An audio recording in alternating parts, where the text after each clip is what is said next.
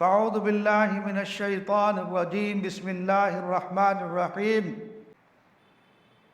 بزرگان محترم، میں نے قرآن کریم کی ایک آیت اور دو روایتیں آپ کے سامنے پڑھی ہیں۔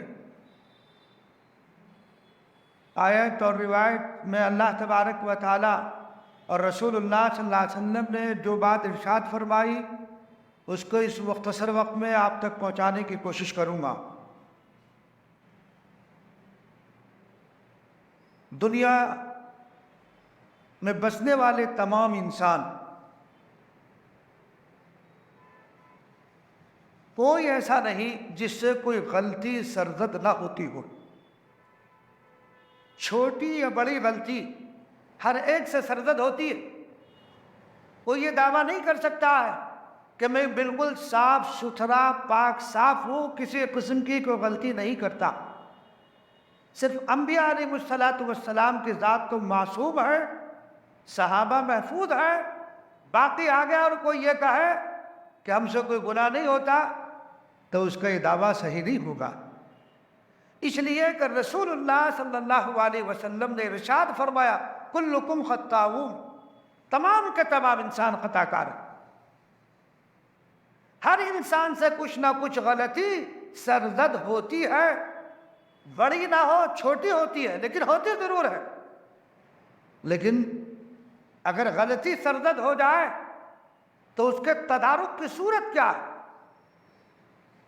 کیا ہمارے پاس ایسا کیمیکل ہے کہ جس کی وجہ سے وہ کیمیکل وہ پاؤڈر اس پہ چھڑکے تو ہمارا گناہ، ہم نے جو غلطی کی ہے، ہم نے جو گناہ کیا ہے وہ معاف ہو جائے، محو ہو جائے؟ وہ ہے توبہ۔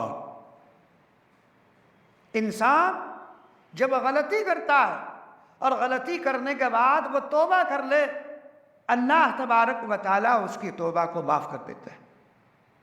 مگر ڈھٹائی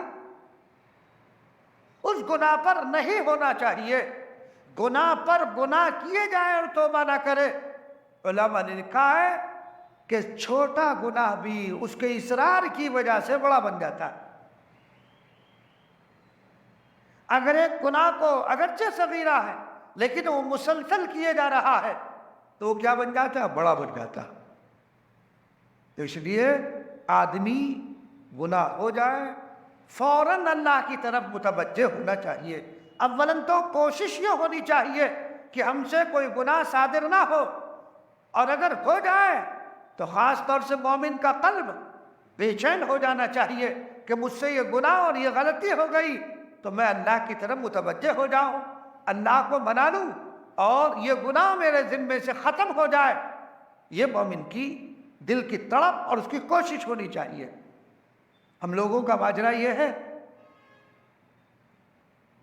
کہ گناہ پر گناہ کیے جا رہے ہیں اور اس سے منع کیا جا رہا ہے، روکا جا رہا ہے کہ اس سے بعد آ جاؤ، مگر بعد آنے کے لیے تیار نہیں ہے۔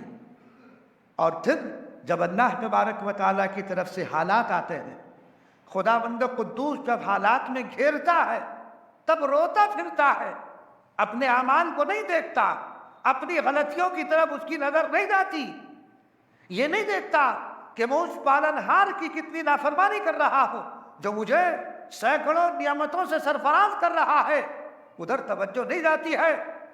ذرا اللہ تبارک و تعالیٰ اپنی رسی کو کھینچتے ہیں تو یہ واویلا مچانے لگتا ہے، یہ شور مچانے لگتا ہے، یہ رونے لگتا ہے اور کہنے شروع کر دیتا ہے ہائے میں تباہ ہو گیا، ہائے میں ہلاک اور برباد ہو گیا۔ لیکن اس بربادی کے اسباب تو وہ خود پیدا کرتا۔ اس وقت ہر طرف بارش، کوئی جگہ محفوظ نہیں، اور بارش بھی بڑی کثرت کے ساتھ، چاروں طرف سیلاب کی شکل ہے۔ صرف ہندوستان ہی میں نہیں، دیگر ممالک میں بھی یہی حال ہے۔ لیکن کیا اس بارش کی کثرت کے ہونے کے بعد ہمارے اعمال میں کوئی تغیر ہے؟ ہمارے طرز زندگی میں کوئی انقلاب پیدا ہوا؟ ہمارے نوجوانوں کا حال یہ ہے کہ جہاں پانی زیادہ آیا وہاں ایک تماشائی کی طرح دیکھنے کے لیے جا رہے، وہاں پر کھڑے ہو کر سیلفی لینے، کیا دیکھنے کے لیے آئے؟ ڈرو کہیں اللہ کے غضب کی صورت نہ ہو۔ پانی کی شکل میں بھی خداوند قدوس عذاب بھیجتا ہے، جیسے نوح علیہ السلام کی قوم پر عذاب آیا، وہ کس شکل میں آیا؟ وہ پانی کی شکل میں آیا۔ کہ اللہ تبارک و تعالیٰ نے پوری قوم کو جو نوح علیہ السلام کے طریق پر نہیں تھے اور نوح علیہ السلام کی مخالفت پر اترے ہوئے تھے، سب کو جو ہے تباہ اور برباد کر دیا تھا، اور وہ بچے تھے جو کشتی میں سوار تھے، صرف وہی بچے تھے، باقی سب کو ہلاک اور برباد کر دیا گیا تھا۔ تو وہ عذاب کی شکل پانی کی صورت میں آئی تھی۔ تو دوستو، یہ بارش کی زیادتی اور پانی کا بڑھ کر کے آنا کہیں اللہ کی طرف سے عذاب کی شکل تو نہیں ہے؟ ایسی صورت میں ہمیں اللہ کی طرف متوجہ ہونا چاہیے، اپنے گناہوں کی معافی اللہ سے مانگنی چاہیے، ہمیں ذکر و اذکار اور خداوند قدوس کی عبادات میں لگنا چاہیے۔ مگر ہمارا حال یہ ہے کہ ہم سیلفی لے رہے ہیں، ویڈیوز اس کی بنائی جا رہی ہے۔ اے مسلمانوں، تمہیں کیا ہو گیا ہے؟ ابھی پرسوں رات کی بات، تاراوتی پہ میں ایک مریض داخل تھے، ان کو دیکھنے کے لیے گیا تو راستہ میں دیکھا دھمولے کے پل پر ہمارے نوجوان کھڑے ہوئے ہیں، وہ بیٹھے ہوئے ہیں، نظارہ دیکھ رہے ہیں۔ میں رات میں کیا نظارہ دیکھ رہا کہ اللہ تبارک و تعالیٰ نے تمہیں یہ جو وقت دیا، یہ جو زندگی کے لمحات تمہیں عنایت کیے تھے، یہ اس لیے کیا ہے کہ تم پلوں پر بیٹھ کر پانیوں کو دیکھ کر تم اس کو ختم تباہ اور برباد کرو۔ اس وقت کا حساب اللہ تم سے نہیں لے گا کہ ہم نے تمہیں قیمتی لمحات دیے تھے، تم نے ان لمحات کو کہاں خرچ کیا؟ فوٹوگرافری میں، ویڈیو بنانے میں، پانی کو دیکھنے میں؟ کیا یہ عذر اللہ کے ہاں مسموع ہوگا؟ کیا یہ عذر اللہ کے ہاں چلے گا؟ ہمارا نوجوان ہے، اسے کتنے ہی سمجھا لو۔ آپ نے سنا اور اخبار میں پڑھا بھی ہوگا، یہ ڈھمولے کے پل میں چند نوجوان نہانے کے لیے گئے، ایک نوجوان موت کے گھاٹ اتر گیا۔ کیا ضرورت ہے نہانے کی؟ کون سی ایسی مصیبت آ رہی ہے آپ پر؟ ایک عجیب تماشا، چاروں طرف پانی، یعنی ایسے حالات میں انسان کو اللہ کی طرف متوجہ ہونا چاہیے۔ یہ جا کر کے ایک بھیڑ کی شکل میں، یہ پل خمران پر جا کر دیکھو، بھیڑ لگی ہوئی ہے، دیکھ رہے، کیا دیکھ رہے؟ ویڈیو بنا رہے، فوٹوگرافری ہو رہی ہے، سیلفی لی جا رہی ہے۔ یہ مسلمان کا کام ہے۔ مسلمان کا کام یہ ہے، جب بارش کی کثرت ہوتی تھی، نبی کریم صلی اللہ علیہ وسلم مسجد نبوی میں تشریف لے آتے تھے، نماز میں مشغول ہو جاتے تھے، ہوا جب تیز چلتی تھی تو آقا نامدار جناب محمد الرسول اللہ صلی اللہ علیہ وسلم سجدہ میں گر جاتے تھے، رو کر اللہ کی طرف متوجہ ہو کر دعا کرتے تھے۔ ہمارا عمل یہ ہونا چاہیے، یہ ہے سنت نبوی اور یہ ہے سیرت نبوی صلی اللہ علیہ وسلم کہ آقا ہوا تیز چل رہی ہے، آندھی کی شکل ہے، آپ نماز میں متوجہ ہے، آپ اللہ کی طرف متوجہ ہے، بارش کی کثرت ہو رہی ہے، آپ اللہ کی طرف متوجہ ہے۔ ایک آج کا مسلمان ہے، وہ ویڈیوگرافری کی طرف متوجہ ہے، وہ سیلفی لینے میں مشغول ہے، پھر کہتا ہے ہمارے گھروں میں پانی آ گیا، چھت تک پانی ہے، 1.5 فٹ اور 2 فٹ پانی ہو گیا ہے۔ تو کیا تو اس عالم میں اللہ کی طرف متوجہ کیوں نہیں ہو رہا؟ اس پانی کو روکنے والا، اس پانی کو کم کرنے والا، بارشوں کو کم کرنے والا، سیلاب کو روکنے والا، سمندروں کی طغیانی کو روکنے والی ذات صرف اور صرف اللہ کی ہے اور کسی کی نہیں۔ دنیا کے پاس آج تک کوئی ایسی ٹیکنالوجی نہیں آئی ہے جو پانی کے بہاؤ کو روک دے، پانی کی طغیانی کو روک دے، پانی کے بہاؤ کی جو تیزی ہوتی ہے اس کو روک دے۔ آج تک کوئی چیز ایسی ایجاد نہیں کی گئی ہے جو اس کو روک دے۔ روک سکتی ہے تو وہ ایک طاقت ہے اور وہ ہے اللہ تبارک و تعالیٰ کی طاقت۔ ہم اس کی طرف متوجہ نہیں۔ بھائی آدمی ذکر میں لگے، فکر میں لگے، حسبنا اللہ و نعم الوکیل پڑھو، لا الہ الا انت سبحانک، لا الہ الا انت سبحانک انی کنت من الظالمین پڑھو، کثرت سے پڑھو، متوجہ اللہ کی طرف ہو جاؤ۔ وہی بارشوں کو روکنے والا، وہی بارشوں کا دینے والا، وہی سیلاب کی شکل پیدا کرنے والا اور وہی اس کو روکنے والا بھی۔ صدقات کرو، خیرات کرو، اللہ کا غضب اس سے ٹھنڈا ہوتا ہے، آنے والی مصیبتیں ٹل جاتی ہے۔ ہر آدمی، گھر کا ہر فرد کچھ نہ کچھ صدقہ دے، اپنے ہاتھ سے صدقہ دے، کچھ نہ کچھ دے، جو بھی جس کی ہمت ہے۔ صدقات کا اہتمام کرنا چاہیے، ذکر اور اذکار کا جس کو جو بھی یاد ہو، لا الہ الا انت سبحانک انی کنت من الظالمین پڑھو، لا حول ولا قوت الا باللہ یہ پڑھو، جو بھی ذکر انسان کو یاد ہو۔ غرض یہ کہ اصل بات یہ ہے کہ آدمی متوجہ الی اللہ رہے، اللہ کی طرف متوجہ رہے۔ جب اللہ تمہارا ہو جائے گا، جب تم اللہ کو راضی کر لو گے تو انشاءاللہ ہر کام پھر تمہاری منشا کے مطابق ہونا لگے۔ ایک بزرگ سے کسی نے کہا کیا حال ہے؟ کہا کہ ہر کام میری منشا کے مطابق ہو رہا ہے۔ اس نے کہا حضرت آپ کے منشا کے مطابق کیسے ہو سکتا ہے؟ اللہ جو چاہتا ہے وہ ہوتا ہے۔ کہا کہ میں نے اپنی مرضی کو اللہ کی مرضی میں فنا کر دیا ہے کہ جو اللہ کرے گا میں اس پر راضی، تو جو اس نے کیا تو میں راضی، جو اللہ نے چاہا، جو اللہ کی چاہت ہے وہ میری چاہت ہے۔ میں نے اپنی مرضی کو اللہ کی مرضی میں فنا کر دیا تو ہر کام میری مرضی کے مطابق ہو رہا۔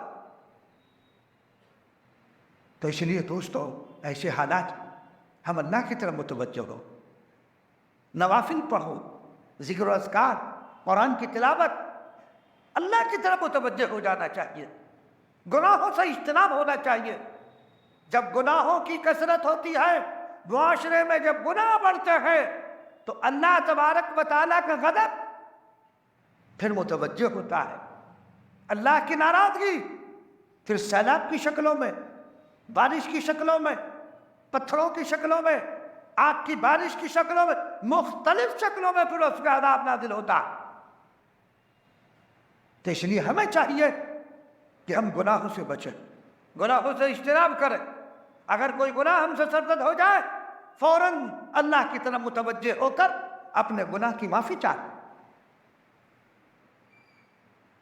یعنی مومن کا قلب بے چین ہو جانا چاہیے۔ جیسے مچھلی اگر پانی کے باہر آ جائے تو تڑپتی رہتی ہے، ایسے ہی مومن کا قلب ہونا چاہیے۔ گناہ ہو جائے تو اول تو گناہ نہ ہونا چاہیے، ہو گیا اس کا قلب بے چین رہنا چاہیے جب تک کہ وہ توبہ نہ کر لے، جب تک وہ اللہ تبارک و تعالیٰ سے اس کی معافی نہ مانگ لے۔ تو اس لیے میرے عزیزوں اللہ کی طرف متوجہ ہو۔ ہر کام کا کرنے والا، ہر کام کا بنانے والا صرف اور صرف اللہ کے ذات ہے۔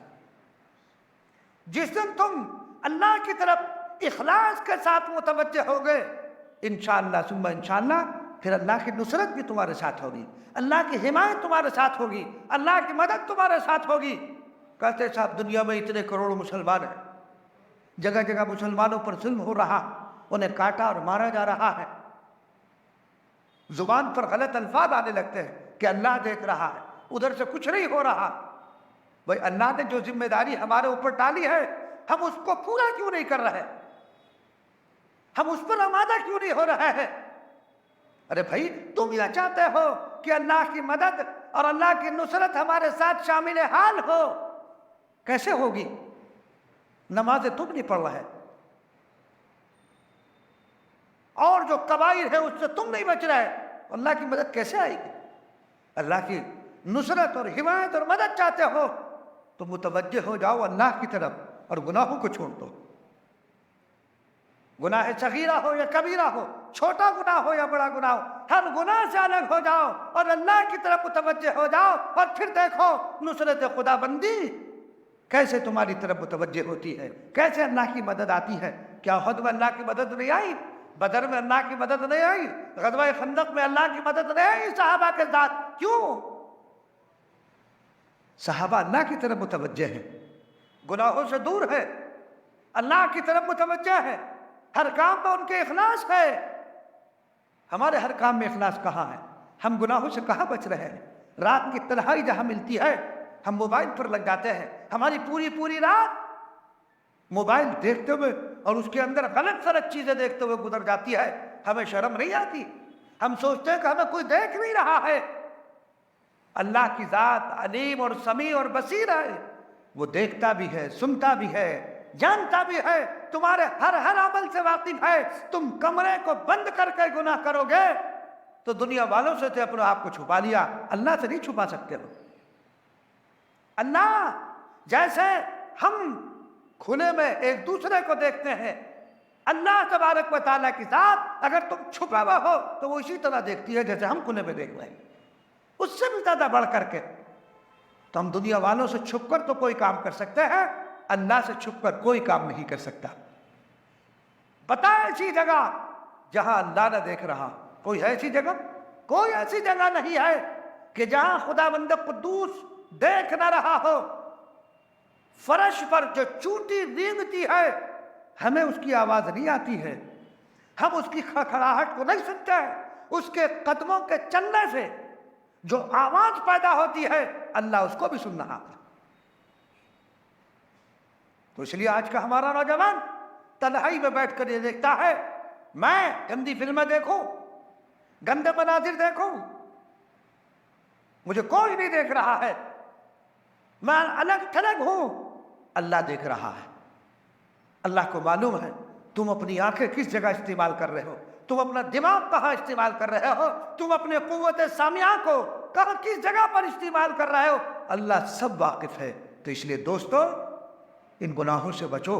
جب تک تم ان گناہوں کو ترک نہیں کرو گے اور ان گناہوں سے باز نہیں آؤ گے, اللہ تبارک و تعالیٰ کی نصرت اور اللہ کی حمایت اور اللہ کی مدد تمہارے ساتھ شامل حال نہیں ہو سکتی. جو لوگ اللہ تبارک و تعالیٰ کے احکامات پر جمع, حالات دیکھ لیجئے, ان کے ساتھ بڑے حالات آئے, لیکن جو جم جاتا ہے اللہ تبارک و تعالیٰ اس کو بامراد کرتا ہے, کامیاب کر دیتا ہے. نظیرہ ہمارے سامنے موجود ہے. بدر کا واقعہ پڑھ لو, تفصیل پڑھو, احد کا واقعہ پڑھ لو, خندق کا واقعہ پڑھ لو. صحابہ ڈٹے رہے, دشمن بھاگ گئے, لیکن جب مومن ڈٹتا ہے اور اخلاص کے ساتھ ڈٹتا ہے اور گناہوں سے بچتا ہے اللہ کی مدد ضرور شامل حال ہوگی. لیکن کوشش اس کی طرف سے ہونی چاہیے نا. السعی منی والاتمام من اللہ, کوشش میری طرف سے, اس کی تکمیل پھر اللہ کی طرف سے ہوتی ہے. بندہ گناہوں سے بچنے کی کوشش تو کرے. جب تم کوشش کرو گے اللہ کی نصرت تمہارے ساتھ ہوگی. آپ نے دیکھا ہوگا بچہ چھوٹا ہوتا ہے, باپ دور کھڑا ہو جاتا ہے, کھڑا کر کے کہا بیٹے آؤ. وہ ایک باپ کو معلوم ہے یہ چل نہیں سکتا, ایک قدم چلے گا گر جائے گا. بچہ کھڑا ہوتا ہے, ایک قدم چلا وہ گرا, بچہ لپک کر اس کو, باپ لپک کر اس کو گود میں لے لیتا ہے. ایسے ہی تم بڑھو تو صحیح اللہ کی طرف, اللہ تمہیں لپک کر اس گناہ سے تمہیں بچا دے. ہم تو مائل بکرم ہے, کوئی سائل ہی نہیں. ہم تو مائل بکرم ہے, کوئی سائل ہی نہیں. راہ دکھلائے کسے, کوئی راہ روئے منزل ہی نہیں. ارے چلو تو اللہ کی طرف, اللہ تمہیں سنبھال لے گا, مدد تمہاری کرے گا خداوند قدوس. چلو تو, قدم تو بڑھاؤ, توبہ تو کرو, گناہوں سے بچو تو صحیح. جب تم بچو گے اللہ تبارک و تعالیٰ کی نصرت اور حمایت تمہارے ساتھ ہوگی. اللہ تعالیٰ مجھے بھی آپ کو بھی عمل کی توفیق عنایت فرمائے. وما علینا الا البلاغ.